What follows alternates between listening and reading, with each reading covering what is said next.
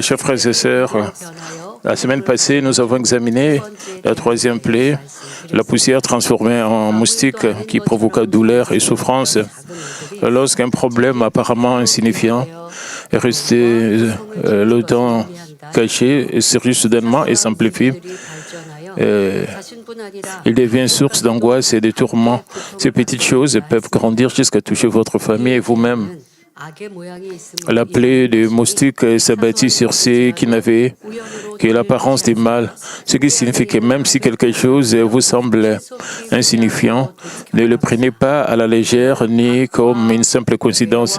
Il est important de sonder votre cœur pour y découvrir tout mal caché, puis de vous repentir, de vous détourner du mal rapidement.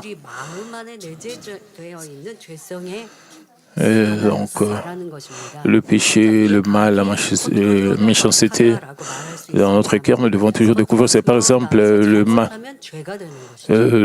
tous les péchés qui sont cachés dans votre cœur, c'est le mal. Et quand cela se manifeste extérieurement,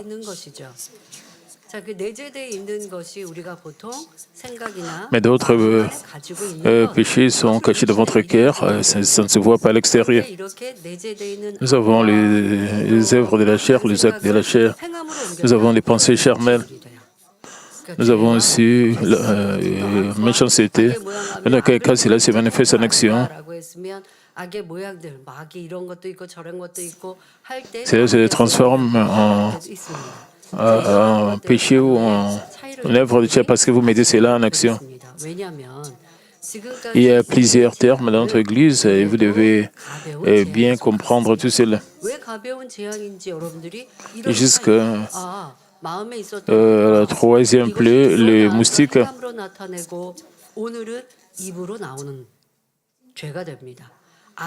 Et nous pouvons considérer que ce sont des plaies mineures, c'est-à-dire le mal n'est pas montré à l'extérieur, le mal est encore dans notre cœur.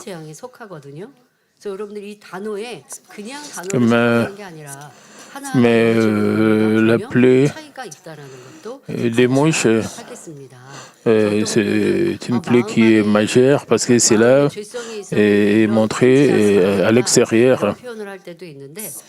Certaines personnes peuvent dire ils ont seulement le mal dans leur cœur. Et ils sont en train de passer par plusieurs épreuves, mais en réalité, les épreuves et les tribulations très sévères viennent à cause du mal qui a été montré de l'extérieur, à cause de la méchanceté de vos actions. Et parfois, c'est très important d'être très prudent parce que ces incidents peuvent se transformer en murmures ou plaintes devant Dieu. Le pensée de la chair, les pensées charnelles, ce sont aussi des péchés. Vous pensez que je pouvais dire cela à haute voix, mais ce sont seulement des pensées charnelles. Si vous dites cela, vous commencez à critiquer, à répandre des rumeurs, des mensonges, aussi des choses, vous calomniez les autres, donc vous avez déjà des péchés. Quand vous agissez de cette manière, vous montrez vos péchés à l'extérieur.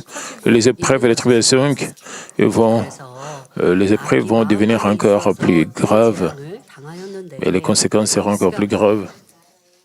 Avec la plaie de moustique, cela est lié aux péchés qui sont au fond de votre cœur.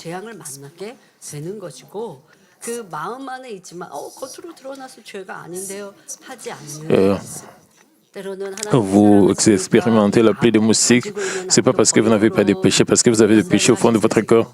Parfois, parce que vous ne montrez pas vos péchés à l'extérieur, mais à travers ces plaies, vous pouvez trouver les péchés qui sont cachés au fond de votre cœur. Il y a une différence entre le péché qui sont à vous et le péché qui ne sont pas montrés à l'extérieur. jusqu'à la plaie des moustiques, la souffrance et le problème pouvaient être résolus immédiatement lorsque vous vous repentiez, car le péché n'avait pas encore atteint un niveau grave.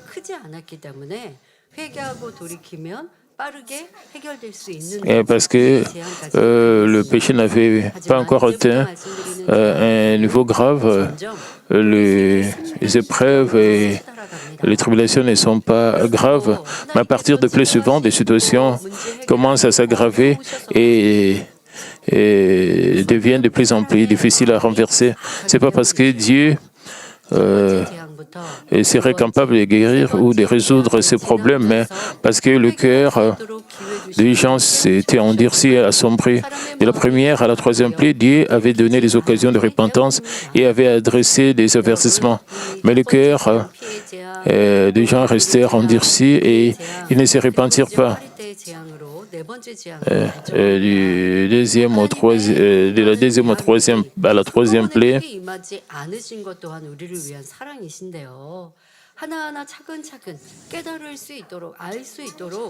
Dieu a donné aux Égyptiens les épreuves et les tribulations, les désastres.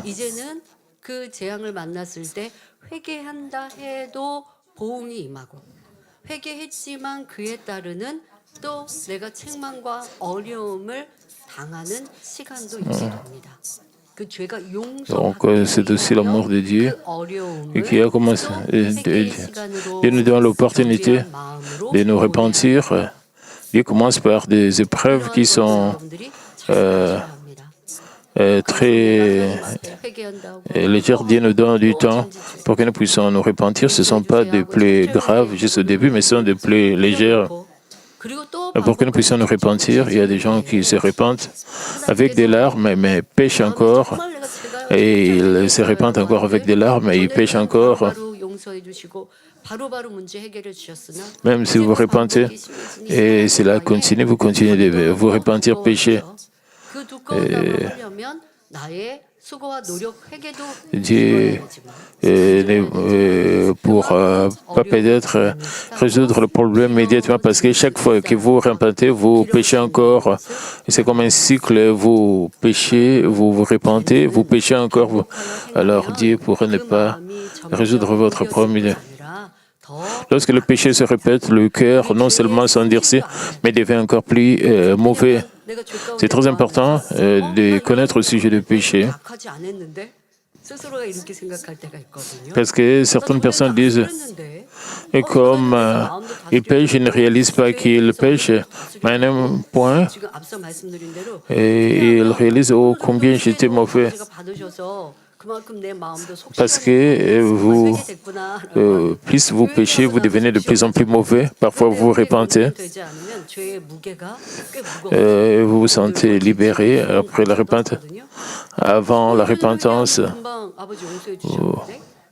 vous vous sentez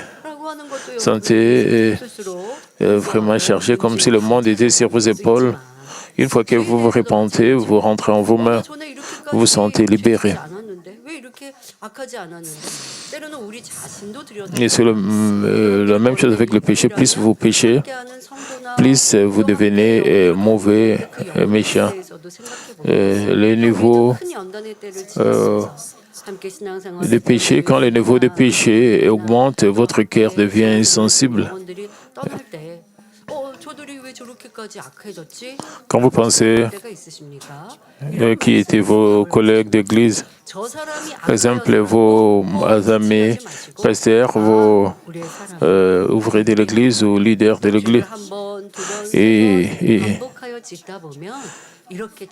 ils ont abandonné la foi, ils ont quitté l'église.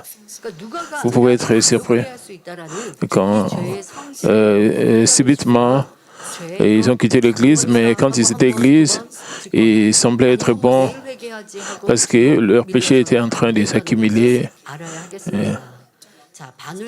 Certains membres ne réalisent pas que le péché s'accumule un par un. Donc, comme le dit le proverbe, celui qui vole une aiguille volera un bœuf un jour. Si vous ne vous repentez pas rapidement de petites fautes, celles-ci grandiront en un mal plus grand. Et c'est ainsi que Satan prend progressivement une emprise plus forte sur vous. Et il y a une grande différence quand Satan vous contrôle. Nous avons le Saint-Esprit en nous et nous devons continuer à confesser que nous sommes citoyens du ciel. Même si nous confessons que nous sommes des citoyens du ciel et nous sommes enfants de Dieu, mais nous continuons à pécher, à vivre dans les ténèbres. Satan va nous attirer vers les ténèbres en disant que Satan nous contrôle. Comment est-ce que Satan a ses pouvoirs et nous contrôle? C'est parce que nous sommes en train de pécher. Si vous péchez, alors Satan a le pouvoir de vous tirer vers les ténèbres. Il peut vous contrôler.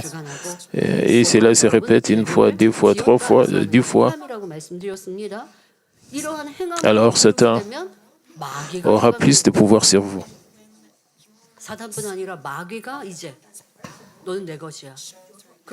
Et quand votre péché est montré extérieurement,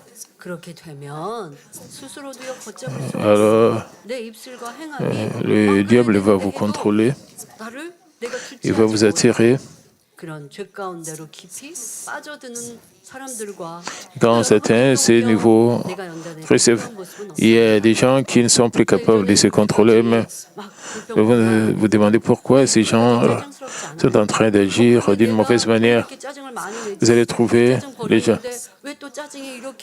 Pourquoi je suis en train de murmurer, de me plaindre? Je n'avais pas l'habitude de faire cela.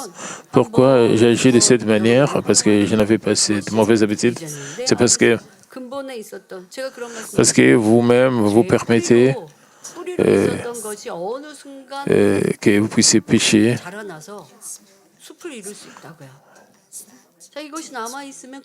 Et quand vous commencez par une petite quantité et la racine va commencer, vous continuez à pécher et le péché va devenir de plus en plus sérieux. C'est le cas pour tout le monde. Si vous ne débarrassez pas de racines de péché, et si vous ne vous protégez pas de ne pas pécher, alors n'importe qui peut tomber. Nous devons, de manière continue, cultiver le chant de notre cœur. Mais si vous plaignez, si vous murmurez, si vous détestez,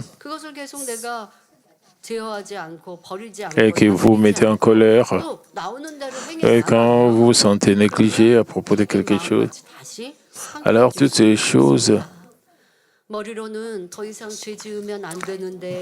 va bloquer le fait de cultiver votre champ. Même si vous savez que vous ne devriez pas continuer à pécher, il devient de plus en plus difficile de revenir en arrière si vous persévérez volontairement, même si vous savez que vous devez passer. Mais votre corps ne vous écoute pas. Au commencement, votre conscience vous dit que vous devez vous arrêter, vous devez retourner à la vie. Mais si vous continuez à ignorer votre conscience, la conscience va disparaître. Et vous devez réaliser que les êtres humains peuvent changer. Vous pouvez rentrer à l'homme. Votre vie, on peut revenir, alors les épreuves et les calamités deviennent plus sévères. Par vous pouvez même devenir comme un enfant illégitime qui ne reçoit plus de discipline. Avant d'en arriver là, ne tardez pas, mais répentez-vous sans hésitation. Lorsque le Saint-Esprit touche votre cœur par la grâce, alors vous pouvez être délivré des difficultés, des souffrances, expérimenter la restauration, retrouver la foi et la plénitude du Saint-Esprit. Plus vous vous éloignez, plus il devient difficile de revenir. Pharaon, qui traverse universelle du plaie en est un exemple clair en considérant la quatrième plaie, la plaie des mouches, que vous puissiez examiner votre vie et votre foi pour y discerner ce qui doit être purifié et confessé, que vous puissiez recevoir réponse et bénédiction, libéré de tout piège et de toute trace de Satan. Et quand vous vivez comme chrétien, et quand vous écoutez cet évangile de la sanctification, vous connaissez au sujet des péchés, au sujet de la vérité. Et quand vous continuez à écouter l'évangile de la sanctification, vous allez terminer à avoir la foi et à avoir la connaissance. Et si vous voyez les œuvres miraculeuses de la part de Dieu, vous trouvez qu'il y a encore des gens qui sont encore insensibles à la puissance de Dieu, aux expériences dans cette église. Et certaines personnes vont partager l'évangile à d'autres et vont essayer d'évangéliser et partager d'exemples, des preuves tangibles des œuvres de guérison. Il y a des gens qui ne croient pas et qui ne considèrent pas tous ces faits et ils sont insensibles à la puissance de Dieu. Les gens qui sont insensibles à la puissance de Dieu, et c'est la même chose quand Élisée a réprimandé son serviteur.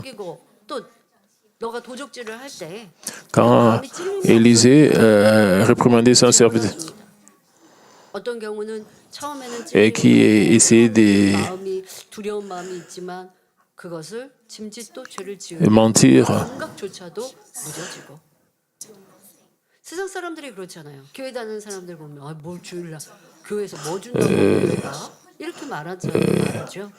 Son serviteur a voulu mentir à Élisée.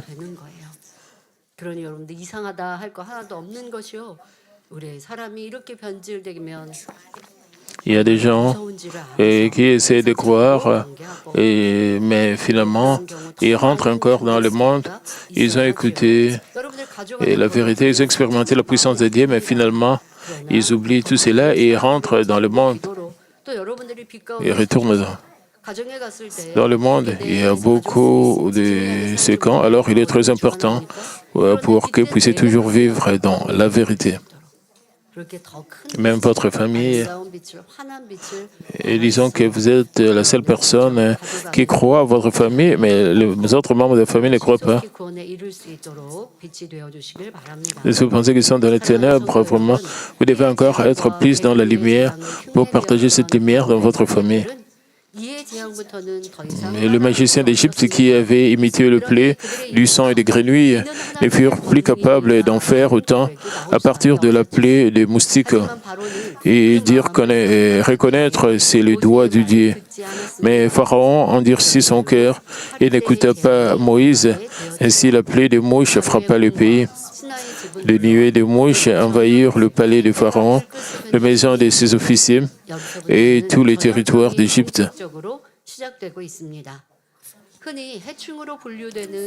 Donc, à partir d'ici, une épidémie de maladies infectieuses commença. Les mouches, généralement classées parmi les nuisibles, sont des insectes qui transmettent des maladies comme la dysenterie, la fièvre typhoïde, le choléra, la tuberculose et la lèpre. La mouche domestique la plus courante se reproduit partout, dans les déchets et les excréments, et se nourrit de tout, y compris des nourritures et des matières fécales. Leur digestion est rapide et l'on dit qu'elle excrète dans les 5 minutes. Et quand disons que les mouches viennent dans nos nourritures, elles peuvent excréter partout. Et quand ils sont sous le microscope, nous pouvons voir qu'il y a certaines maladies. Il y a des bactéries sur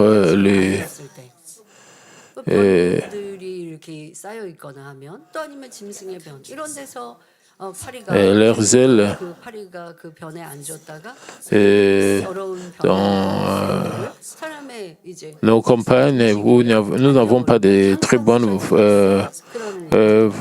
facilités. Il y a plusieurs mouches qui sont sur des excréments des hommes, des excréments.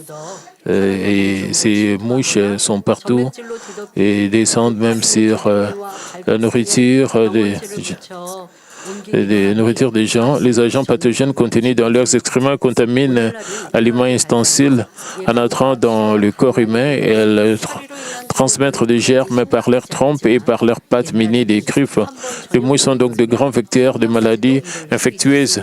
Avec le progrès de la médecine, de la prévention, le traitement sont possibles. Les maladies transmises par les mouches ne sont pas aussi graves qu'autrefois.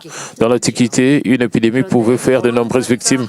Au-delà des maladies, les mouches qui se posent sur des endroits souillés viennent ensuite se poser sur la nourriture, la rendant souillée imaginable. Imaginez, vous pouvez voir sur l'écran, vous pouvez voir ces vidéos. Vous pouvez trouver, ce sont des mouches. Imaginez maintenant, non seulement quelques mouches, mais des nuées innombrables couvrant toute l'Égypte. Quelle souffrance cela devrait être pour le peuple.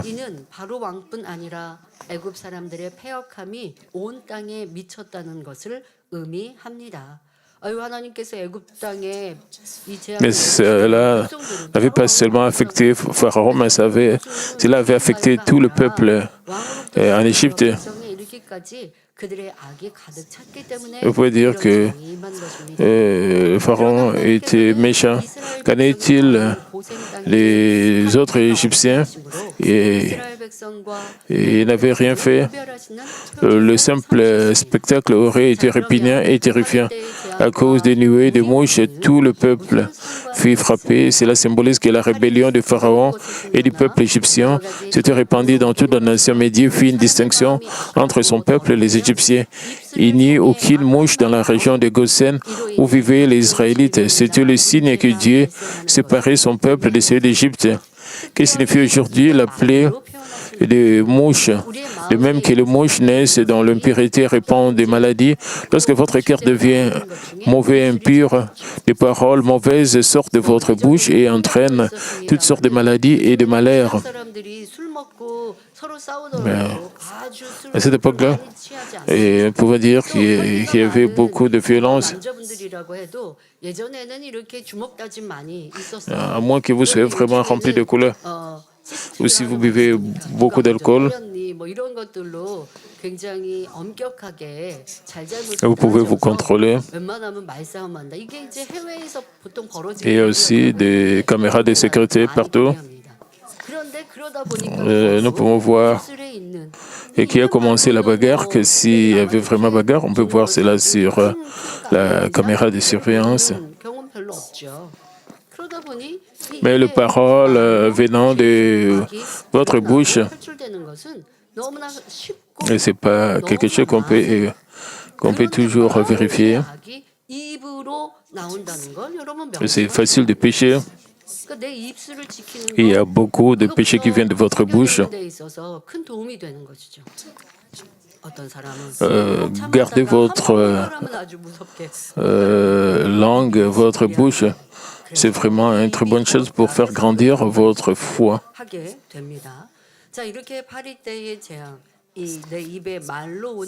Vous pouvez trouver que la bouche peut être un endroit dangereux. Et ces calamités retombent sur vous-même et peuvent aussi toucher vos enfants, votre conjoint, votre partenaire ou votre lieu de travail. Pourquoi cela arrive-t-il?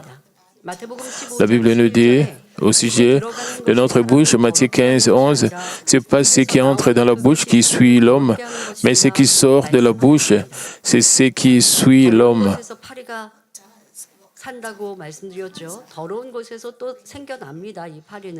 Et donc, que signifie réellement l'expression ce qui sort de la bouche? Tout ce qui est l'impureté, le mal, et qui vient et qui sort de la bouche, cela est mentionné aussi dans la Bible. Et ce qui sort de la bouche signifie, Matthieu 15, 18, 19 dit, mais ce qui sort de la bouche vient du cœur, et c'est ce qui suit l'homme, car c'est du cœur que viennent les mauvaises pensées, le meurtre, les adultères, les impudicités, le vol, le faux témoignage, les calomnies.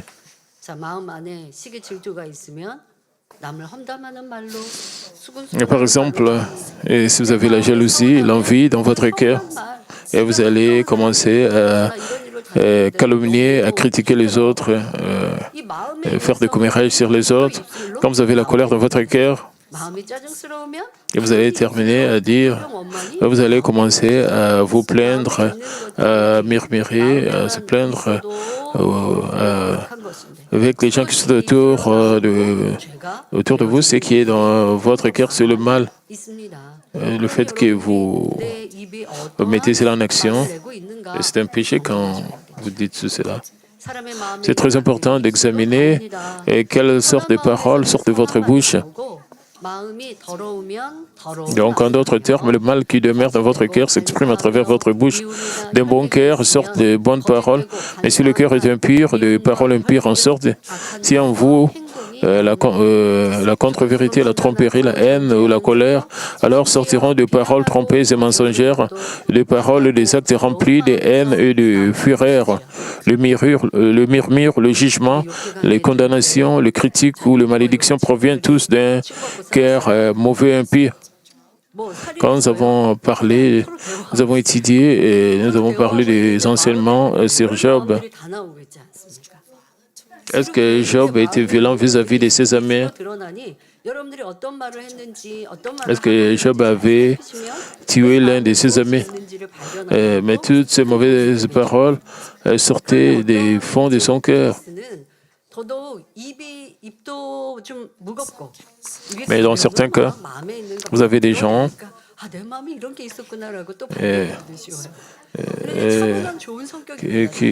qui sont un peu lourds, ils ne parlent pas souvent, mais d'autres qui ne gardent pas de secrets. Il y a des personnes qui ne veulent que parler, il y a des gens qui gardent des secrets et ils ne parlent et ne montrent pas leurs émotions, ils se contrôlent et partagent rarement leurs émotions personnelles. Et c'est ce qui est bien. Mais c'est très difficile pour ces gens de trouver leurs émotions pécheresses. Parce que vous ne dites pas les choses à l'extérieur. Cela ne signifie pas que vous n'avez pas de péché, vous n'avez pas le mal. Il y a des péchés dans votre cœur.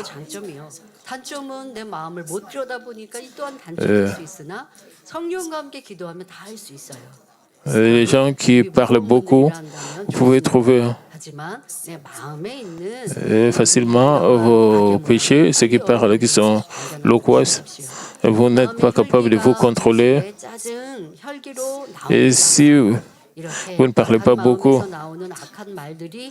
c'est difficile pour vous, pour ces personnes, de s'examiner. Vous devez vous souvenir. Donc,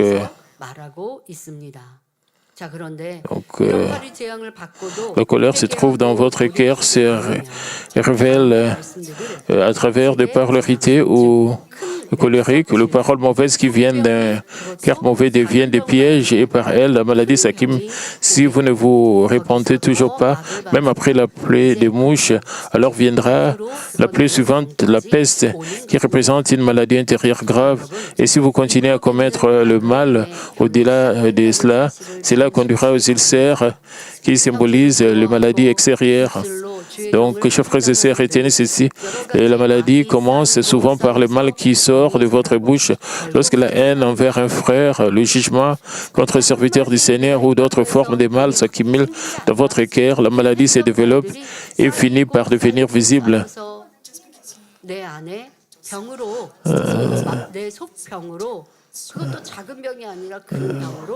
Si vous continuez à faire le mal, c'est pas. Si vous continuez à accumuler le mal, jusqu'à ce que la maladie va grandir et cela deviendra visible. Le problème est que Et après tout ce temps, la maladie devient visible. Vous essayez de vous repentir. Vous ne vous souvenez pas de tout ce que vous avez dit dans le passé. Parce qu'il y a beaucoup de choses, c'est parce qu'il y a longtemps, vous avez accumulé à dire de mauvaises choses. Vous devez savoir ce que vous avez fait pour que vous puissiez vraiment vous repentir.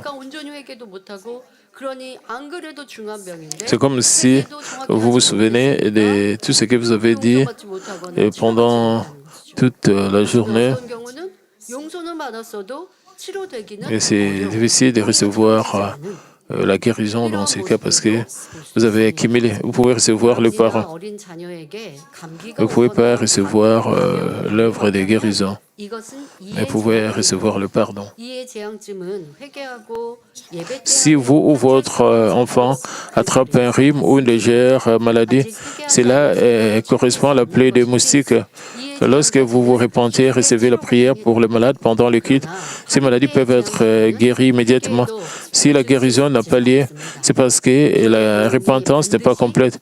Jusqu'au stade de la plaie des moustiques, la guérison vient facilement.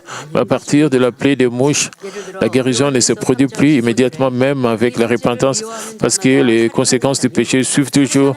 Ces choses peuvent ne pas être résolues par une simple prière. Par exemple, 1 Jean 3,5 déclare quiconque est son frère est un meurtrier et vous savez qu'aucun meurtrier n'a la vie éternelle demeurant en lui. Haïr un frère est un péché grave et cela montre qu'il n'y a pas de vie en vous et que vous ne pouvez pas marcher sur le chemin de la vie éternelle. Comment un tel péché pourrait être traité à la légère? Et donc, si vous détestez votre frère, cela arrive comme des critiques, des calomnies, et vous considérez cela comme un petit problème. C'est complètement le contraire. La Bible dit que celui qui est son frère, c'est un meurtrier. C'est l'une de plusieurs raisons que vous recevez la maladie. Et même le roi David commis un jour le péché de meurtre. Le roi David était un dirigeant qui aimait profondément Dieu et qui était grandement aimé de Dieu. Lorsque David commis le péché de meurtre, Dieu le reprit par l'intermédiaire d'un prophète. David se repentit immédiatement lorsque le prophète le réprimanda, bien qu'il fût un roi puissant qui dominait les nations environnantes. Et ainsi, il reçut le pardon de son péché. Mais la conséquence de ce péché fut immense.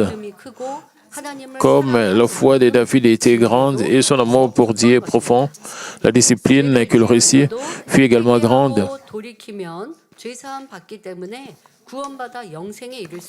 Et quand vous commettez un péché, mais que vous vous repentez et revenez à Dieu, le pardon est accordé et le salut ainsi que la vie éternelle peuvent toujours être obtenus.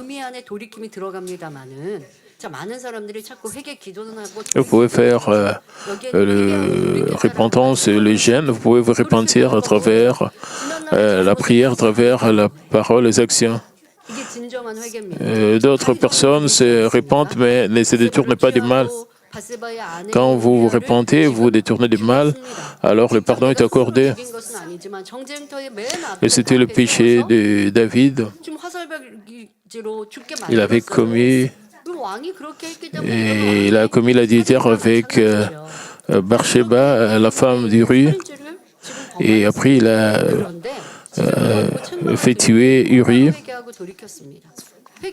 Et quand David a été réprimandé par un prophète, il s'est complètement repenti. Il a arrêté de pécher. Dans cette situation, il n'a pas encore commis le péché de l'adultère. Il a reçu les conséquences de ce péché. Et que nous savons que les conséquences de ce péché étaient grandes. À partir de la plaie et des mouches et la suite, et c'est le cas avec David. Quand vous accumulez le péché et vous ne vous détournez pas, alors ça serait un problème. Et c'est mieux si vous vous repentez avant que cela devienne vraiment un amas de péchés qui s'accumulent. Et si vous repentez et vous détournez du mal une fois, et si vous ne repentez pas, alors la situation va se compliquer.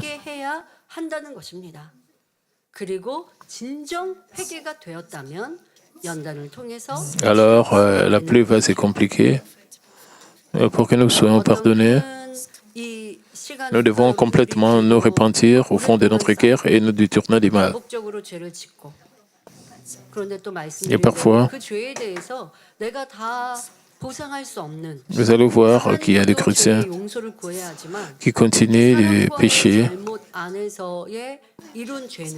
et cela s'accumule et cela devient un grand péché. Et vous repentez de ces péchés. Plus cela est accumulé, plus ça va se compliquer. Par exemple, vous jugez, vous condamnez au sujet d'une personne et vous repentez de ces condamnations à d'autres personnes.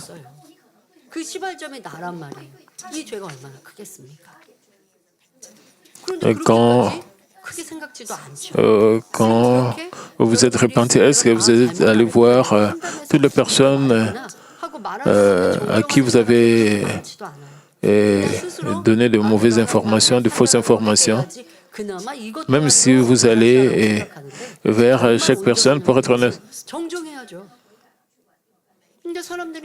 Et de ces gens ont aussi parlé à d'autres personnes.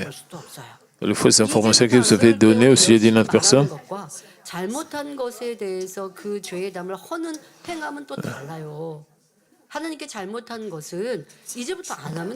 Comment nous pouvons considérer cela comme une vraie repentance? Parce que vous avez répandu de fausses nouvelles, de fausses informations pour dénigrer quelqu'un, pour salir quelqu'un.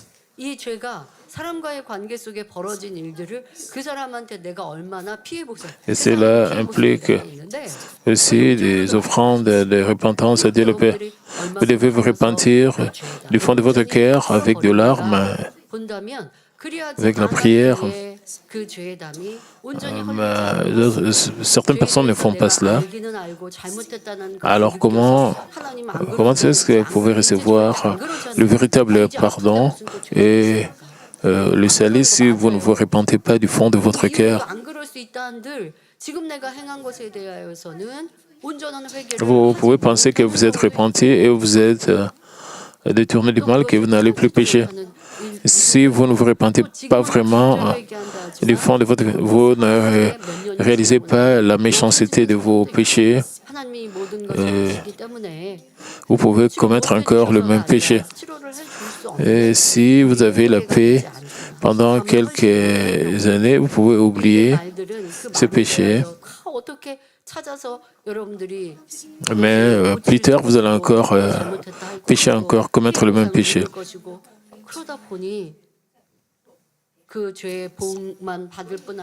Comment est-ce que vous pouvez corriger vos mauvaises actions quand vous rendez visite à toutes les personnes que vous avez blessées? Vous serez capable de voir toutes ces personnes et pour vous repentir, vous devez essayer de votre mieux, de vous repentir complètement, de réaliser vraiment le mal qui est en vous. Pour faire cela, vous devez demander à Dieu, le Père, au sujet des péchés que vous avez commis dans le passé pour que vous ne puissiez plus commettre le même péché. Et si vous êtes une personne qui continue à se lamenter et à murmurer, vous devez demander à Dieu toute le plainte et le murmure que vous avez prononcé dans le passé pour que vous puissiez continuer à planter et la bonté et l'amour. Vous allez maintenant changer à prononcer seulement les paroles de bonté. Vous devez surmonter tout ce qui est plainte et murmure avec bonté. Vous ne serez pas capable de faire ce que vous avez fait. Mais à partir de maintenant, vous allez commencer à planter la bonté, à prononcer de bonnes paroles et suivre la vérité. De cette manière, vous pouvez prendre les conséquences qui viennent avec vos péchés. Vous devez tout de même faire face aux conséquences des péchés. Tous les péchés accumulés doivent être pleinement confessés et repentis avec une véritable contrition. Lorsque la repentance est authentique, la guérison s'opère à travers un processus de raffinement. Durant ces temps, vous devez rendre beaucoup d'actions de grâce et ne pas offrir une repentance superficielle ou à moitié sincère. Les paroles qui sortent de votre cœur sont redoutables car elles révèlent le mal et l'impurité présents dans le cœur. Cette semaine, nous avons la réunion de prière, la réunion de guérison divine. À partir de demain lundi, nous aurons la prière de données spéciale. Vous pouvez vous repentir de toutes sortes de plaintes, de murmures, toutes les mauvaises paroles pour vous préparer à la réunion de guérison divine qui aura lieu le vendredi, spécialement pendant les épreuves de l'Église. Toutes les mauvaises paroles que vous avez prononcées, vous devez vous repentir de cela pour recevoir des bénédictions.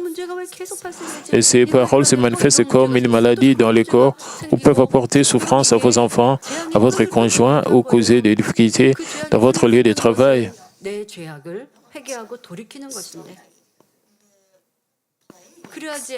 Cela n'arrête pas la plaie, mais dans votre vie, pour arrêter la plaie qui a lieu dans votre vie, vous devez vous repentir complètement et arrêter vos péchés. Quand vous expérimentez la plaie, ce que vous devez faire, vous devez arrêter de pécher. Et si vous devez rencontrer des plaies, vous devez montrer la sagesse de ne plus pécher, d'arrêter. La Bible souligne à plusieurs reprises l'importance des paroles et de la bouche. Proverbe 18, 21 et déclare « La mort et la vie sont au pouvoir de la langue. Quiconque l'aime en mangera le fruit. » Pourtant, bien souvent, vous ne réalisez pas le mal contenu dans les paroles que vous prononcez. Il arrive que Dieu considère certaines paroles comme un péché grave, alors que vous-même n'en prenez pas conscience. Cet exemple apparaît avec Aaron et Myriam qui parlèrent contre Moïse. Il est critiqué parce qu'il avait épousé une femme couchite en disant dans Nombre 12.2, est-ce que seulement par Moïse que l'Éternel parle? N'est-ce pas aussi par nous qu'il parle? Il disait que Aaron et Myriam disaient ils sont aussi des prophètes. Et ne respectaient pas la position de Moïse.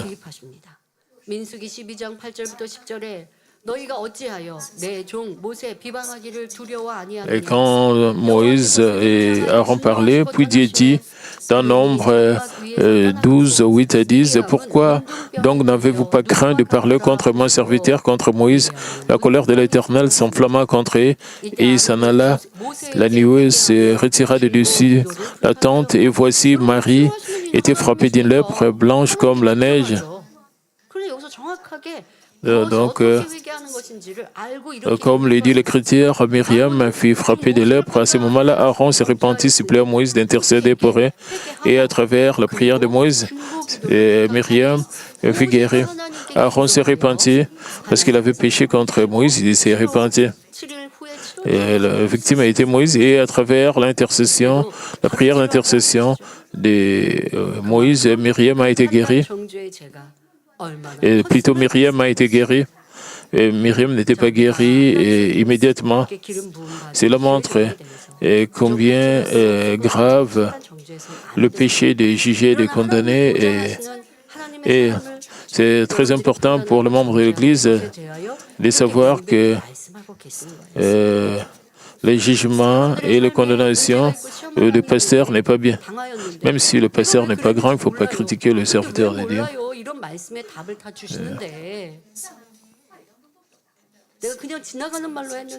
Et certains d'entre vous, vous recevez des épreuves, des tribulations, vous ne réalisez pas pourquoi.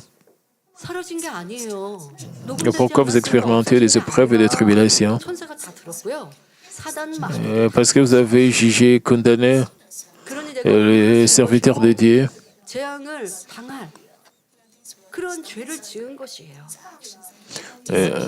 Ces actions ne disparaissent pas, même s'il n'y avait pas de caméras, de surveillance. Tout cela est enregistré. C'est pour cela que Satan a le pouvoir de vous piéger.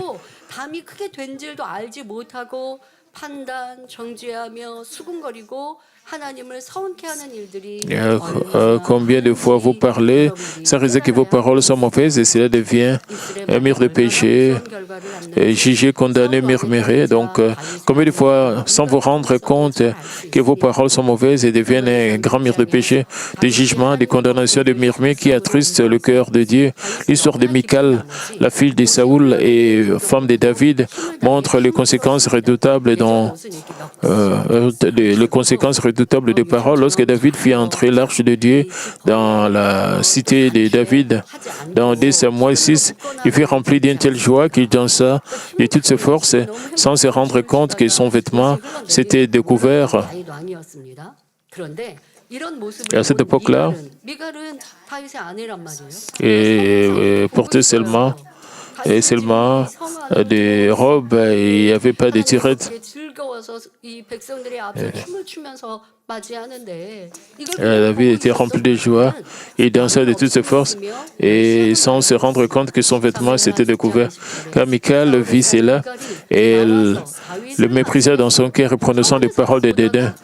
2 Samuel 6:20, Michal, fille de Saoul, sortit à sa rencontre. Elle dit: quel honneur aujourd'hui pour le roi d'Israël de s'être découvert aux yeux de ses servantes et de ses serviteurs, comme se découvrait un homme de rien.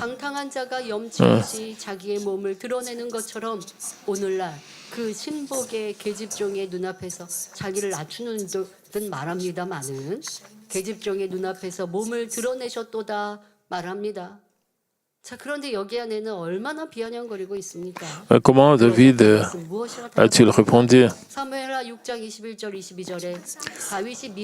à cette insulte?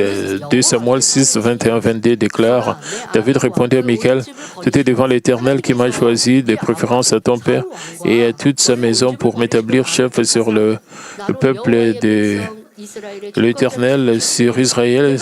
C'est devant l'Éternel que j'ai dansé. Je veux paraître encore plus vil que cela et m'abaisser à mes propres yeux. Néanmoins, je serai en honneur auprès des servantes dont tu parles.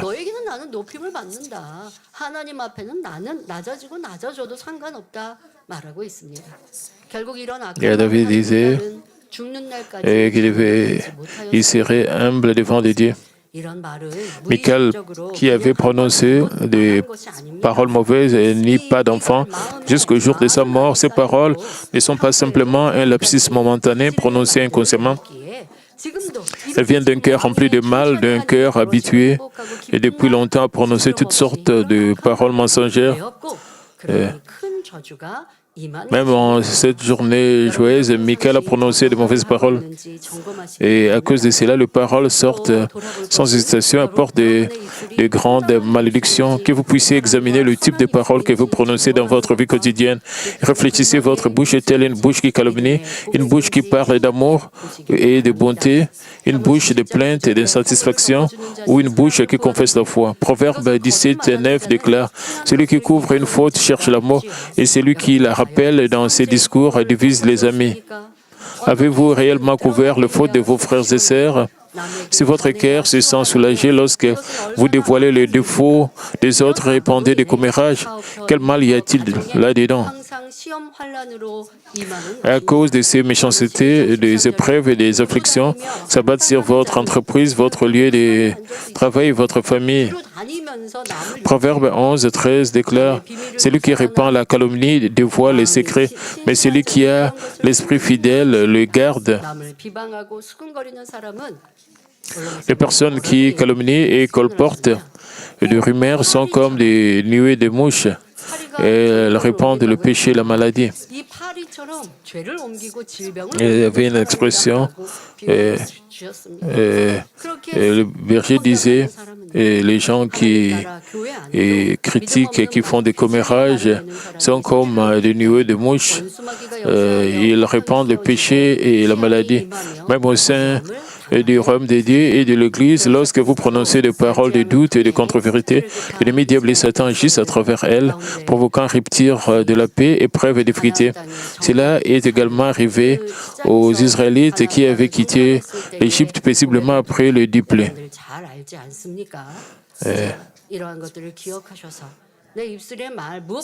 Et quand ils étaient dans l'Exode, c'est très important de vous rappeler que les anges sont en train d'enregistrer toutes les paroles que vous prononcez, la même chose avec Satan. C'est très important pour nous de ne pas prononcer des paroles qui deviendront un piège pour nous. Et Satan essaie de trouver n'importe quelle opportunité pour nous attraper. Que vous puissiez toujours garder vos paroles, que vous ne puissiez pas penser des paroles de plainte ou de paroles de murmure. Vous pouvez avoir un cœur de bonté, que vous puissiez recevoir de bénédictions. Et nous aurons la réunion de guérison divine cette semaine, que vous puissiez vous repentir de toutes les mauvaises paroles, des paroles de malédiction, de paroles de murmure, de plainte, de condamnation, de jugement, et que vous avez prononcé jusqu'à aujourd'hui. Et tout ce qui est haine, le mal, les mauvaises paroles, c'est l'une des choses. Vous devez vous repentir de tout cela, vous devez vous examiner pour que vous puissiez recevoir des bénédictions et la réponse. Maintenant, je veux prier pour vous, poser vos mains sur vos parties malades et recevez cette prière pour le désir de votre cœur. Cher Père Céleste, merci. Père, nous t'avons adoré en ce dimanche. Père, pose ta main sur tous les membres de l'Église, depuis jusqu'à la tête. Remplis-nous avec le feu du Saint-Esprit, avec l'inspiration du Saint-Esprit. Père, avec ta puissance, avec tes œuvres miraculeuses, que nous soyons fortifiés, que toutes sortes de maladies et d'infirmités puissent disparaître, toutes sortes de faiblesses, que tout cela soit purifié par le feu du Saint-Esprit. Que nous soyons en bonne santé, que nous soyons prospères dans nos âmes, et que nos yeux puissent être guéris, que nous puissions bien voir, que nous puissions bien entendre, que nous puissions bien marcher, que toutes les parties de nos corps soient en bon état. Et Père, pendant cette saison, que nous puissions avoir toujours la paix, et avec cette semaine qui va commencer, et que nous puissions t'offrir l'adoration et la gloire, Père, et que nous puissions déborder de ta grâce, Père, au nom de notre Seigneur Jésus-Christ, je prie. Amen.